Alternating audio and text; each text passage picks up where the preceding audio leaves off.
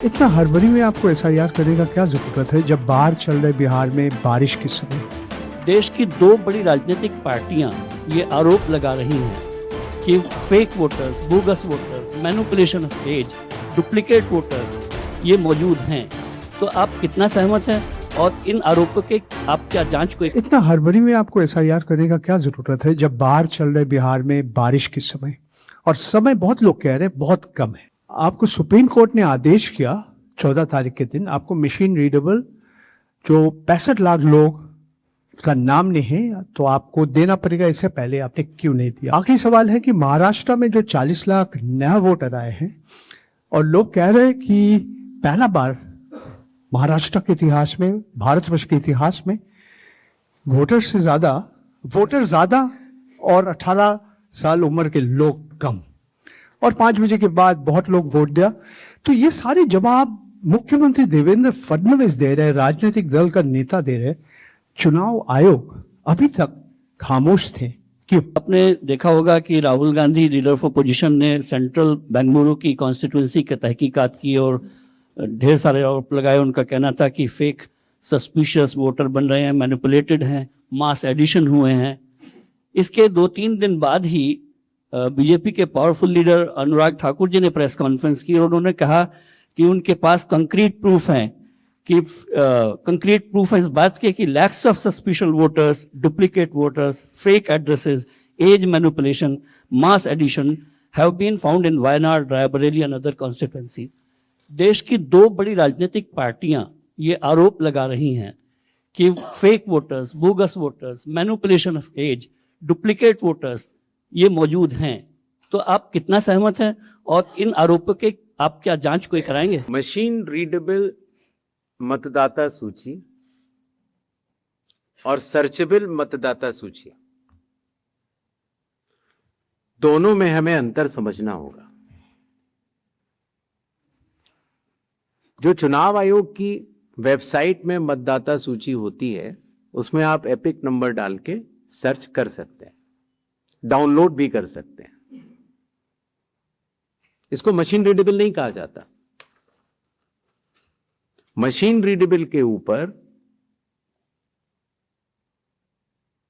मैंने आपको शुरुआती उसमें बताया था कि 2019 में माननीय सुप्रीम कोर्ट ने भी इस विषय का गहन अध्ययन किया और यह पाया कि मशीन रीडेबल इलेक्टोरल रोल देने से वोटर की प्राइवेसी का हनन हो सकता है। इसलिए मशीन रीडेबल एक अलग चीज है। जो मशीन रीडेबल का अर्थ ये होता है कि आप उस इलेक्टोरल रोल को पढ़ भी सकते हैं। उसमें अगर आपके पास कंप्यूटर पे वो लिस्ट सूची आ गई तो आप ये फोटो उठा के दूसरी जगह भी डाल सकते हैं। अगर आपने एक व्यक्ति की फोटो दूसरी जगह डाल दी और पलट दी तो वो व्यक्ति वोट ही नहीं कर पाएगा, क्योंकि जब वो वोट करने जाएगा तो उसका चेहरा नहीं मिलेगा। तो मशीन रीडेबल एक अलग चीज है, मशीन रीडेबल वर्जित है। तो उसको आप, ये चुनाव आयोग का अकेला फैसला नहीं है, ये चुनाव आयोग का फैसला माननीय सुप्रीम कोर्ट के जजमेंट के बाद है और 2019 से है। तो मशीन रीडेबल अलग चीज हो गई और एक लिस्ट को सर्च करना वो एक अलग विषय हो गया। जब आप एक लिस्ट को सर्च करते हैं तो उसमें एक सवाल यह आया था कि डुप्लीकेट एपिक की समस्या चुनाव आयोग ने जब पहले सॉल्व कर ली तो इस तरह के डुप्लीकेट एपिक दोबारा कैसे आए। डुप्लीकेट एपिक दो तरीके से हो सकते हैं। एक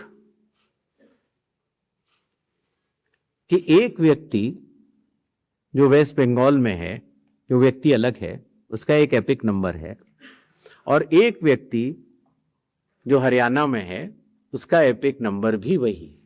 अर्थात एपिक नंबर 1, व्यक्ति 2।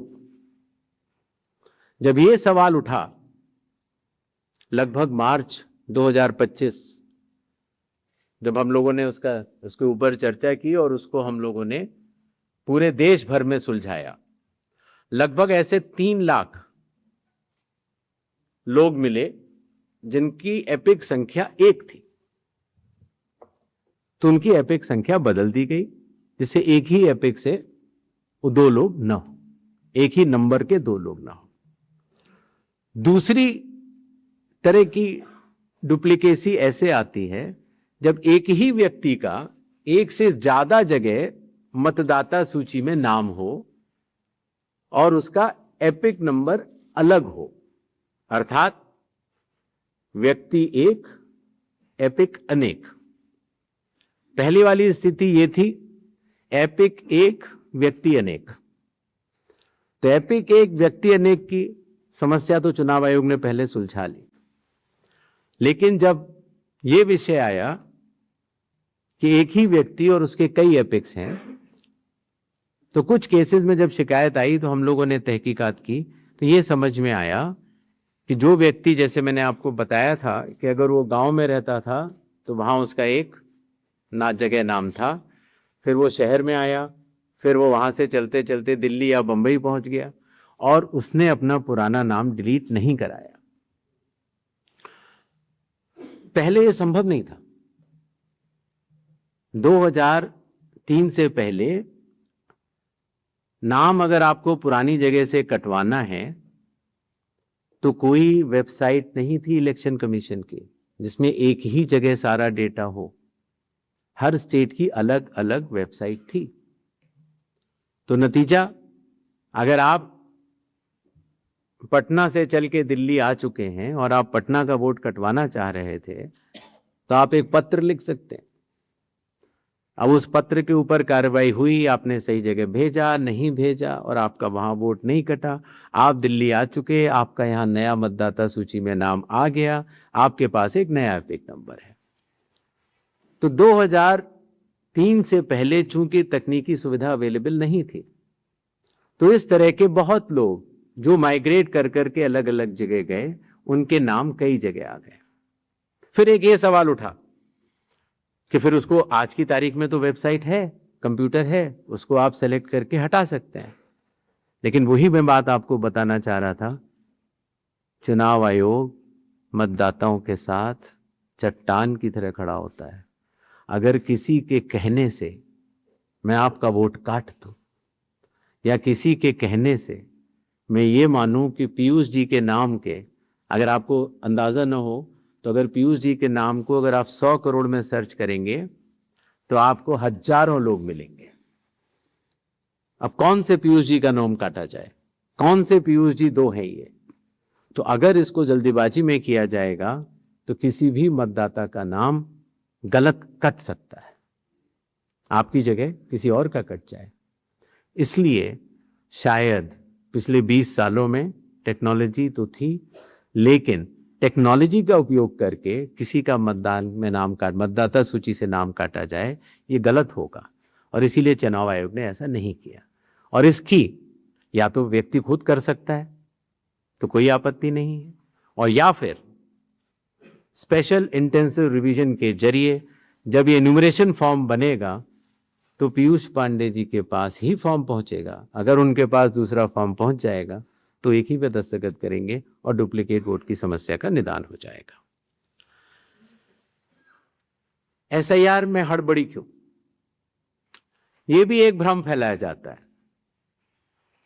आप लोग मुझे बताएं कि चुनाव से पहले मतदाता सूची शुद्ध करनी चाहिए या चुनाव के बाद?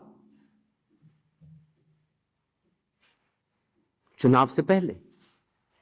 और यह बात चुनाव आयोग नहीं कह रहा है, यह बात लोक प्रतिनिधित्व कानून कह रहा है कि हर चुनाव से पहले आपको मतदाता सूची शुद्ध करनी होगी।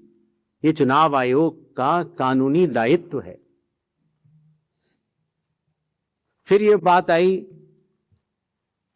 कि 7 करोड़ से ज्यादा बिहार के मतदाताओं तक क्या चुनाव आयोग पहुंच पाएगा? हकीकत आपके सामने है।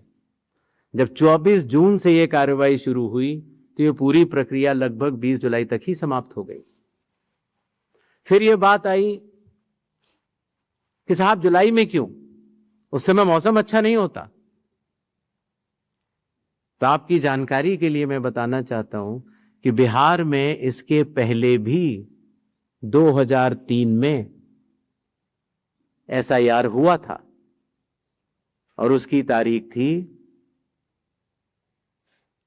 14 जुलाई से 14 अगस्त, और तब भी सफलतापूर्वक हुआ था और इस बार भी सफलतापूर्वक सबके इन्यूमरेशन फॉर्म्स वापस आ गए।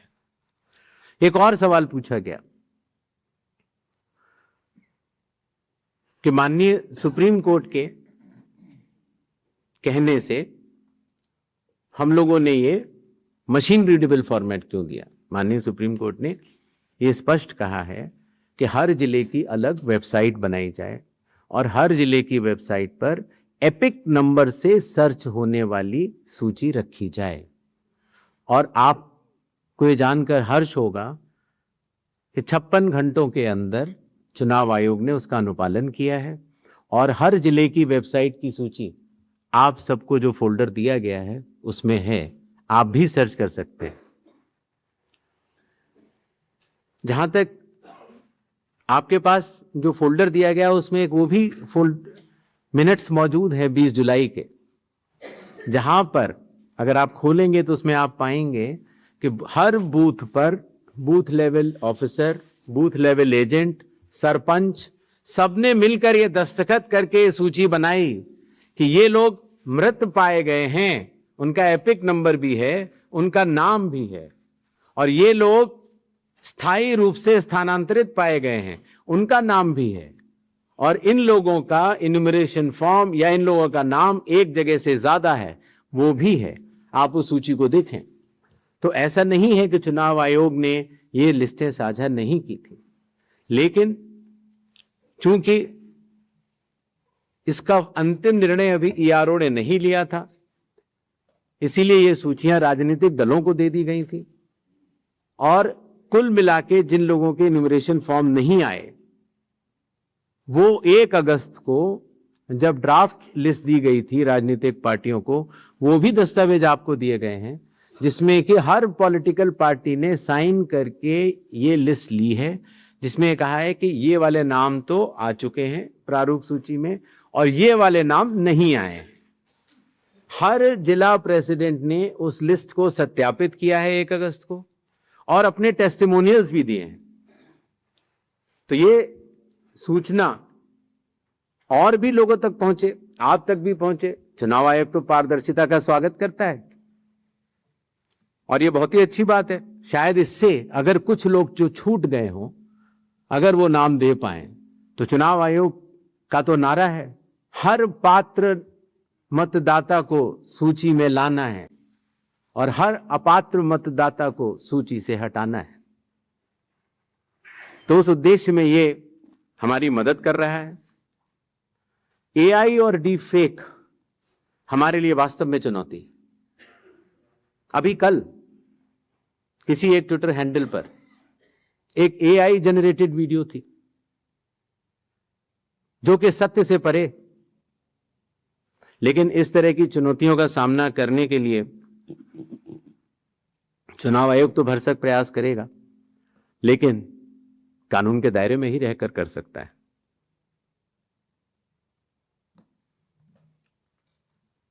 एक और सवाल आया था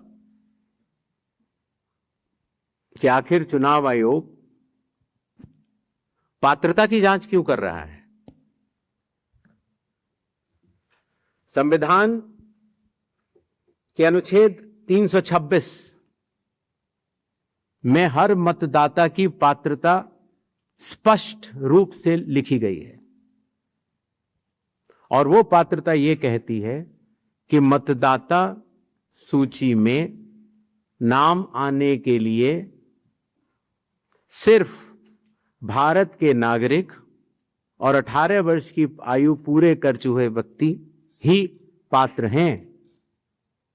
रेजिडेंसी लॉज भी हैं जो कि अलग कानून में बनते हैं, जो कि ऑर्डिनरी रेजिडेंट हैं, या कोई व्यक्ति जो संविधान या किसी कानून के अनुरूप उसको वर्जित किया गया है चुनाव लड़ने के लिए, उनका नाम नहीं आ सकता।